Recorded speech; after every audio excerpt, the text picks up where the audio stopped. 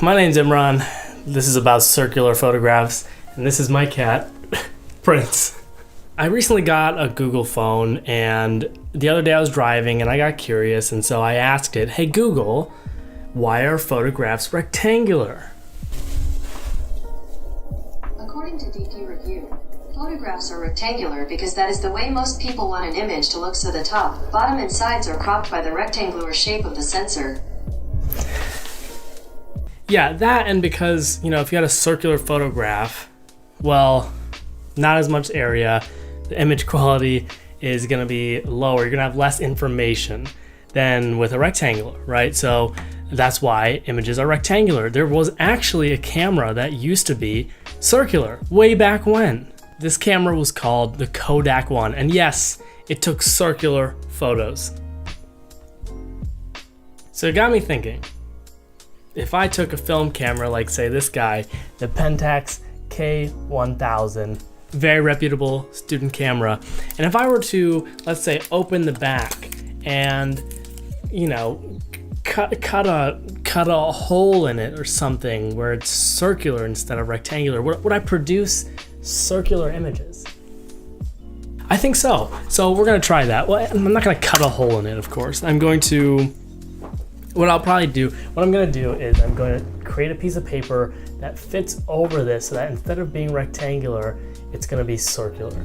And I'll use my Cricut cutting machine to make a perfect circle. It should just be, a little bit less than 24 millimeters in diameter. Let's make that cutout.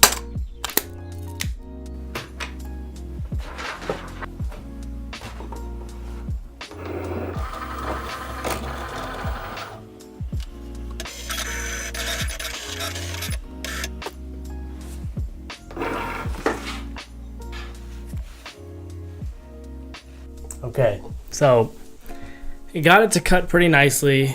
The Cricut software makes it fairly easy, so that's kind of nice. It did take me 3 tries, but that's all right. So I used cardstock because it's thick enough that it'll stay rigid and have crisp edges, but thin enough that it'll fit in the camera. So, what I'm gonna do right now is oh yeah, it's a perfect fit. I'm gonna tape this in there. I'm gonna go take some shots.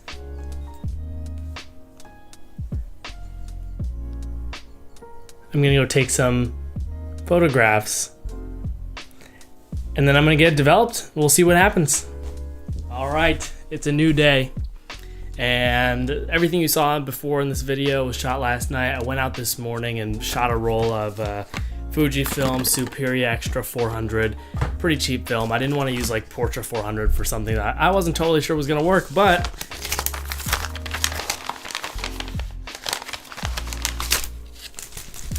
it worked. It worked. Okay, so look at that. So it worked, right? Now it's interesting, and some of you probably already anticipated this was going to happen because I used white paper. Some of the light still went through to the full rectangular frame, but the only parts that were clear and perfectly exposed were in that little circle area, and it was almost a perfect circle. I think because my Cricut cutter's blade is a little bit dull, it wasn't perfect on all of the shots, but it worked. So this kind of opens up a new world of possibilities. Obviously, making the frame smaller in the size of the circle, which ended up being, I did a 20 millimeter diameter circle. So I think it ends up being about a third of the size of the traditional full frame 35 millimeter sensor or film. Yeah, that's a big decrease, right? I looked into it some more. It's 75% of the size of an APS-C sensor for digital, so that's a big reduction, but it's cool. It's really cool. It's unique, and obviously you could shoot a full frame photo and then go into post and crop it as a circle, but photography and art isn't always about the final product. Sometimes it's about the process you took to get there, and so in this case, it's a very genuine process that I shot circular photos. And while doing it, it was really interesting because there were times where, when you're looking through the viewfinder, you're still seeing a rectangular frame. Like putting that circle on the back of the camera doesn't change what you see. So there were times where I was like, this shot would be better vertical. And I turned my camera and be like, wait a second, I'm shooting circles. It literally does not matter. I could hold the camera crooked like this and I would still have a circular photograph that would be the same no matter how I hold it, which is nice. If you've ever shot on a TLR, which shoots 6x6 medium format, you know this. You'd never ever hold that sideways. That would just be silly. But again, this is a really unique thing.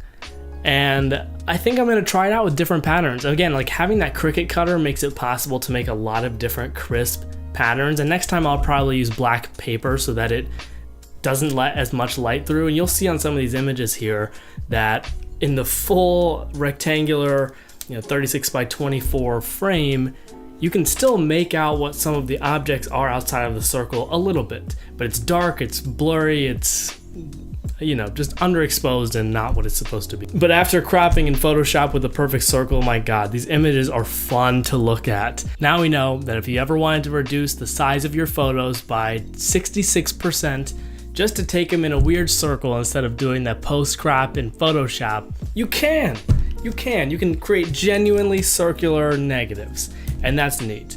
So I'm looking forward to seeing what other people do with different shapes behind their camera. It could be initials, I guess it could be a random shape. I guess the possibilities are endless with the shape that you choose to use for your photographs. Again, it's not always about the final product, sometimes it's about the process you take to get to it.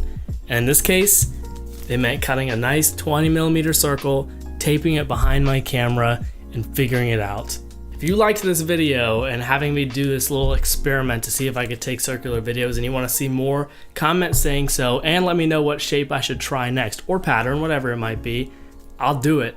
I will literally do all of them in one whole other video and it'll be awesome. Thanks for watching. Hit that subscribe button if you want to see more.